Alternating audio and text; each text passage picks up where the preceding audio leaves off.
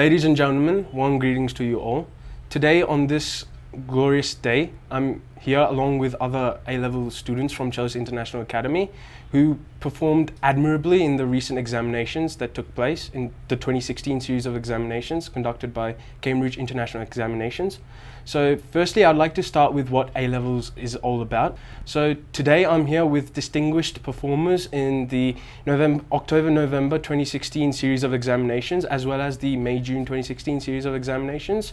And firstly, I'd like to start with why choose A-levels, and to answer this question, I'd like to call upon Avash. So A-levels for me represents three things which are, I think, very important to the average student. The first thing being change or adaptability, in the sense that the curriculum changes almost every year.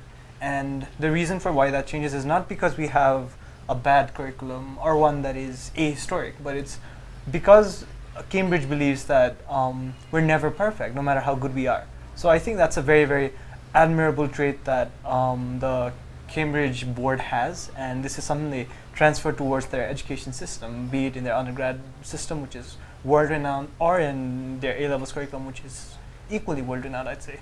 So I think the first thing that's very important about an A-levels curriculum is understanding that it facilitates change, and it is an active supporter of change. It's not something that will just sit back and tell you, okay, you need to improve. They improve along with you to sort of facilitate that journey even further. So that's the first thing I think that it's very important for us to understand when it comes to choosing the A-levels curriculum, that you're committing to constantly changing and constantly evolving. I think that's the first thing you need to know.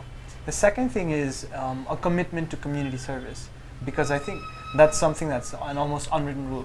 You have to do certain hours of community service in order for you to graduate.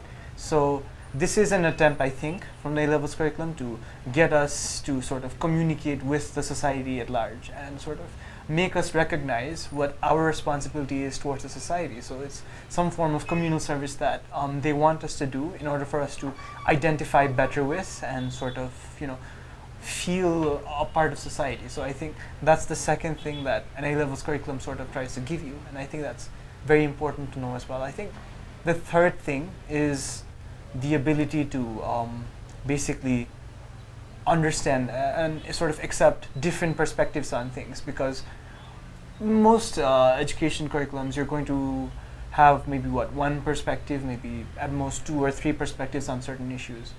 On the A-levels curriculum, it's very, very different. So you have more than 4, 5, 6 perspectives, and it constantly changes. As more ideas start to develop within a certain subsect of study, then we have more opinions coming in for progressing years.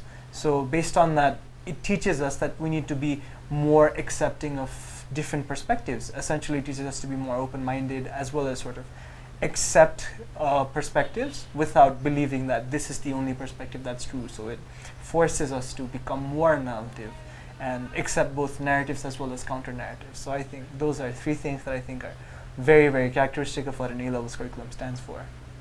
So to further continue the discussion, I'd like to ask Bishrut, what does it take to do well in A-levels examinations, and how did you do it? Alright, so I think when it comes to examinations specifically, preparing for examinations in A-levels is very different from preparing for examinations for other boards we have available for 12th grade in Nepal, so CBSE or +2, in that you absolutely cannot just decide to prepare for exams something like 1 month or 2 months in advance. The A-levels curriculum is designed in a way that it promotes continuous learning. You need to understand each concept as it is taught in order for you to, complement later understanding of, subject topics that come later in the syllabus. So something that I really worked on to do well in my examinations was keeping up with all the homework, firstly, of course, but also consolidating that with, outside research. So especially for stuff like economics and business, which I really enjoyed. If I was learning about something like inflation or balance of trade in class, I would go home, I'd read through newspapers, I'd read through sites like the BBC to find out what was happening in the real world. See, in A-levels, the stuff you learn in the classroom can be applied to real-world situations because, as Avash said before, the curriculum is continuously updated. So, it encourages us to accept change and to relate those ideas to what's happening in the real world. So, when it comes to preparing for examinations and doing well, I'd say that the number one key thing you have to keep in mind is that it's not about cramming, it's about continuous learning, and it's about linking the ideas you learn in the classroom to things you see around you in everyday life.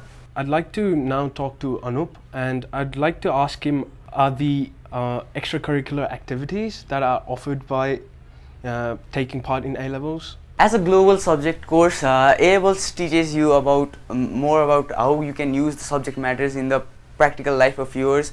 So basically this means there are going to be many extracurricular activities such as debating, interacting with other international students, and taking part in competitions all around the globe, so that you will develop a kind of competitive nature.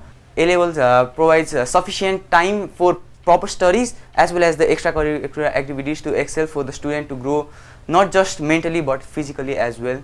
Anup brings up a good point. You talked about the debating club, and in our midst we have two very good debaters, and I'd like to ask Avash about his experiences in the debating field and how A-levels complemented his desire to debate. So I think the most important thing about the A-levels curriculum is giving a degree of freedom to the students to sort of decide what they want to do with their free time. So that's what I think Chelsea International Academy has provided me with, and based on that I've been able to pursue a lot of different things, and in the midst of doing that I discovered something that I'm very, very good at, which was debating.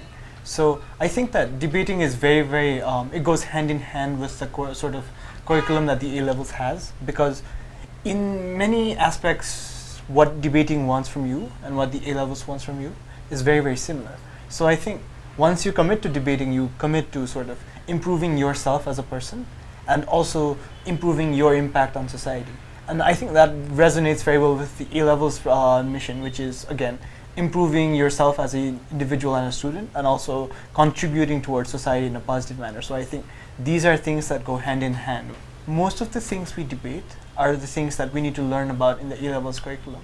For instance, we have a lot of economic debates where we talk about impacts of things such as inflation, or things such as the scarcity of resources and how we distribute them, as well as economic models. So things like Marxism and all of these things that we need to study in like economics, like A-level economics. So there's a lot of overlapping when it comes to debating and A-levels when it comes to the topics involved. It's not just economics, but we also discuss a lot of social issues that we come up with in sociology, as well as things that are sort of helpful for, let's say, general paper or even things like English language. So there's a lot of, I'd say there's a lot of linkage between debating and the A-levels curriculum. So I think that debating is an essential part of the A-levels curriculum, even if it isn't. So bottom line is, in A-levels, the amount of knowledge that you gain is also contingent on the amount of extracurricular activities that you take part in. So moving on, I'd like to talk about how A-levels is in regards to science, and to do this, I'd like to talk to Prajwal. First thing you'll learn about A-level science is that it's fully practical based, directly applicable in your first practical class.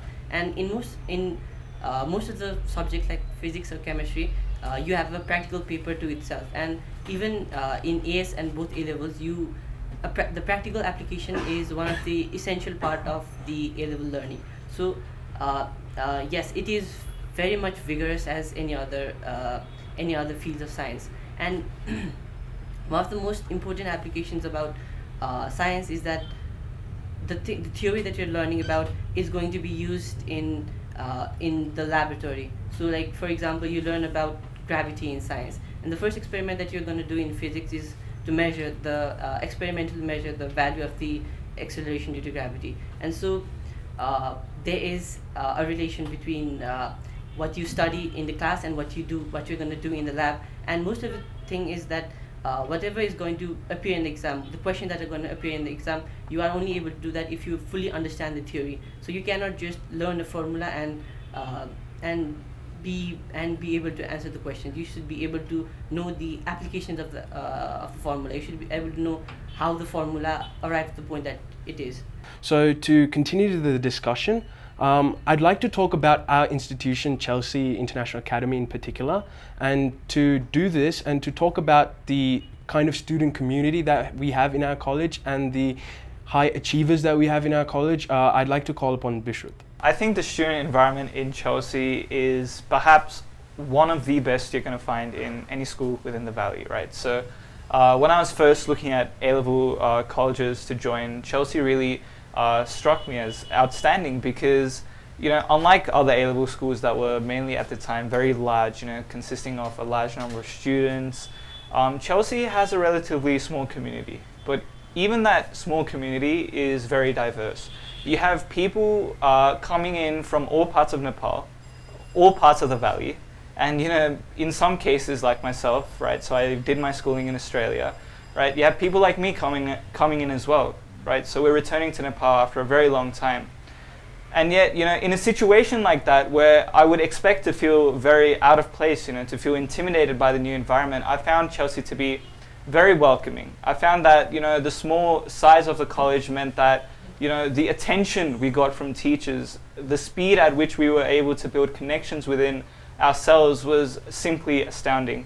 You know, the environment that Chelsea provides with its library, with its classrooms, with its small class sizes is really unmatched, I think, by any other institution. The level of focus we get, I think, really is actually key to the consistent level of performance that Chelsea has shown when it comes to garnering excellent grades in the examinations as well. Okay, so over the course of this discussion, we came up with the idea that extracurricular activities have a really important part in A-level curriculum. To tell us about what type of extracurricular activities are offered by Chelsea International Academy, I'd like to call upon Avash. So I think it's very important for us to recognize that within the A-levels community in Nepal, and maybe within just Nepal in general, Chelsea has always been a pioneer of extracurricular activities. So if you consider something like, let's say, debating, for instance, because I talked about it a lot earlier. So the first parliamentary debate tournament ever that happened in Nepal was organized by Chelsea. So it was the Chelsea Debate Fest that happened in 2010. And it's interesting to note that within the field of debating, Chelsea has been the most successful institution in the country. Not only are we a pioneer in terms of introducing new things to the community, but we're also very good at maintaining standards. I think in Chelsea we try to maintain a certain level of standard when it comes to the ECS that we organize. So one of them is National Debate Fest. And other things that I think we do very well are, let's say, MUNs, where almost every MUN the Chelsea students go to, they always come back with at least one best delegate and 4 or 5 other awards. So I think with regards to competitive public speaking and exercises that require a lot of critical analysis, Chelsea is up there. Beyond that, I think we're also very good when it comes to our impact on the community. We have the Social Service Club is dedicated towards these children that come from either underprivileged backgrounds or have suffered in society. It speaks volumes about the level of quality that we have at Chelsea, that we are able to take part in so many extracurricular activities, how they felt when they learned that they have achieved such great marks in their examinations. So to start off with that, I'd like to ask Anup how he felt when he found out that he topped the country in business studies. Frankly speaking, the feeling of getting the award was truly like life-changing kind of for me, because it was always a dream for me to get something like this in the national level. There were awardees like who got awards for international recognitions, achieving different successes in different subject materials. How does A-levels kind of help you? And I even communicate with all the toppers that Chelsea has achieved throughout its history.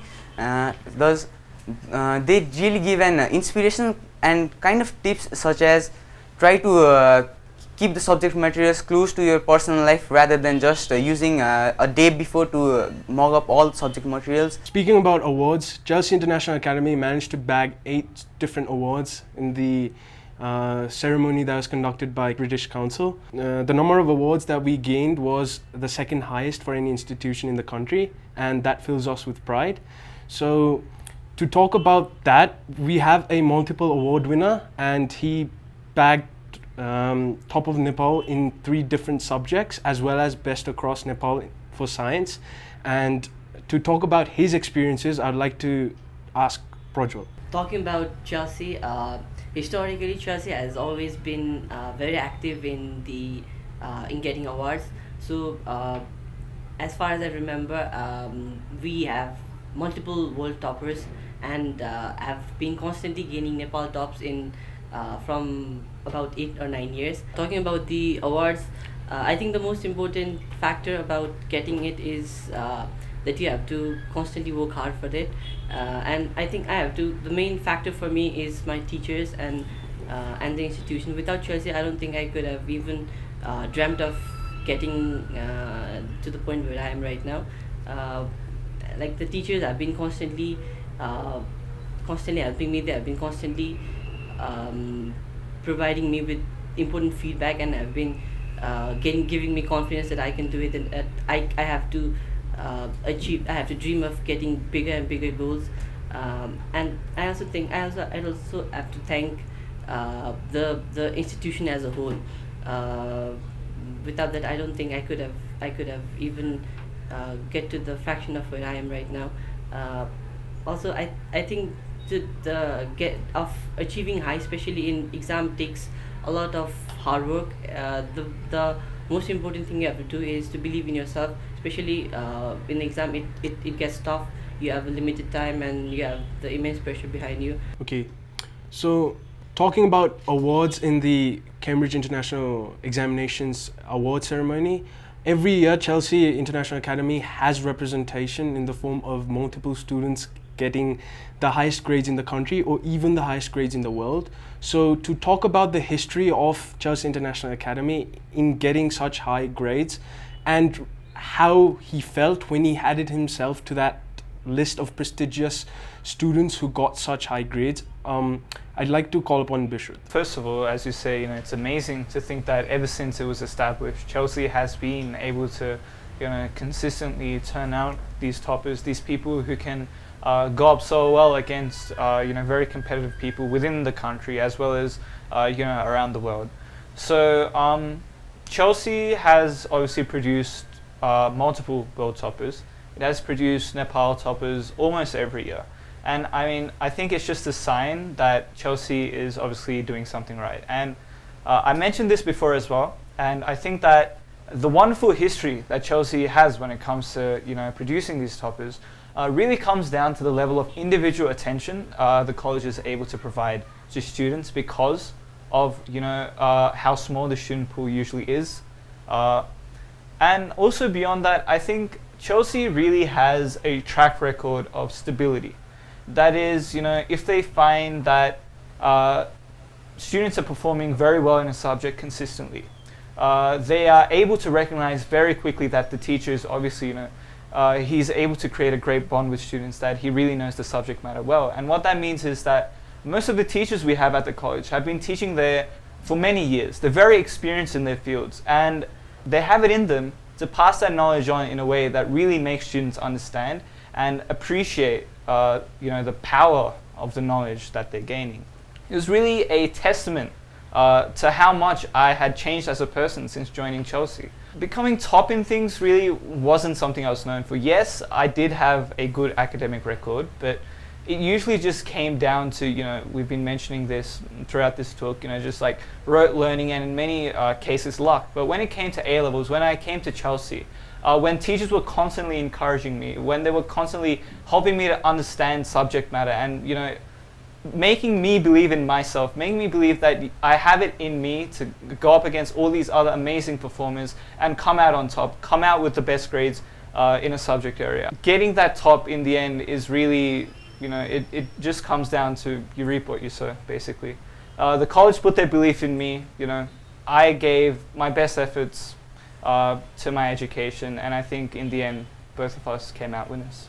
So far in this talk, we've addressed the positive aspects of A levels and the positive aspects of our institution and the individual members of our institution. But now we're going to talk about some of the potential drawbacks that has been mentioned in society, that has been spreading in the community, and that has resulted in a very few amount of students pursuing A levels as their further education after doing their SLCs or their SEEs. Why these drawbacks are not that significant, I'd like to call upon Avash.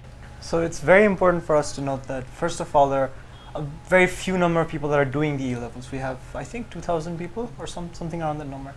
Reasons for why you only have such a small pool of students that are doing the A-levels are numerous. If you listen to society, they'll tell you things like these A-levels people, they only study to go abroad, they don't stay in the country. Then they say things like how you can study in Nepal because you're doing the A-levels, and all of the other these sort of like rumors we have. So I think I'd like to address these rumors. The first thing that's very important for us to note is that A-levels is self-selective.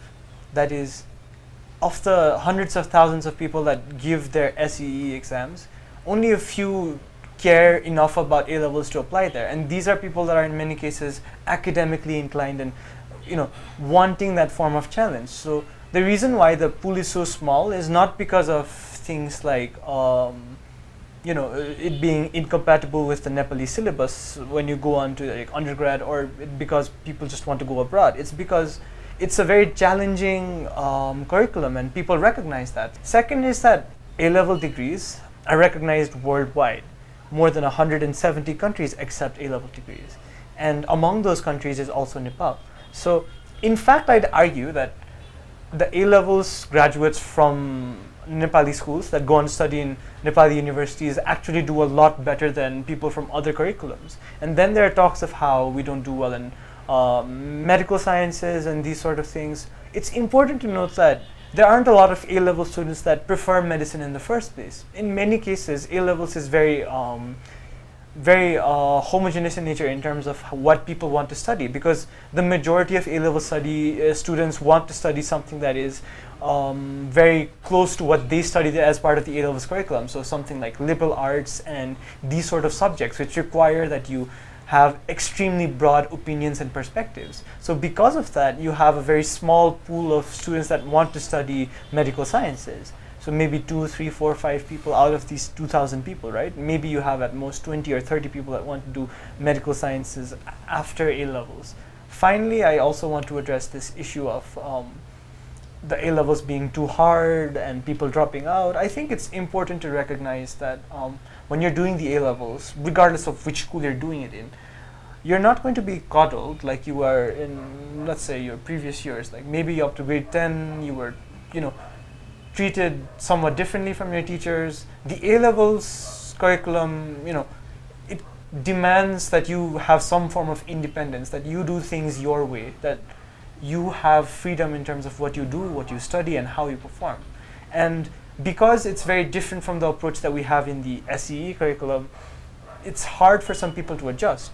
So it's not a matter of it being too hard, it's simply that up to the SEE curriculum, in many cases we were spoon-fed with answers. And now we're not spoon-fed, we're asked to work with ourselves. And yes, it's hard, but I think that it helps us better prepare for life after high school. So at the end of the talk, we have come up with these points. We've come up with the fact that A-levels is practical, it helps in in-depth understanding, and it is by far a better choice for your future. Also, we've addressed some of the pitfalls that are normally associated with A-level curriculums, and we've also talked about our institution and also about the personal feelings that high achievers have regarding the institution as well as the A-level curriculum. I hope that this talk will help persuade our viewers to take part in A-level studies in the future, and also to recognize that Chelsea International Academy is a good choice for your future studies, particularly with the A-level course,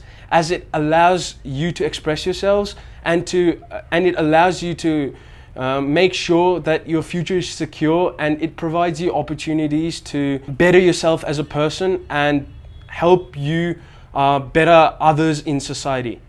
Thank you.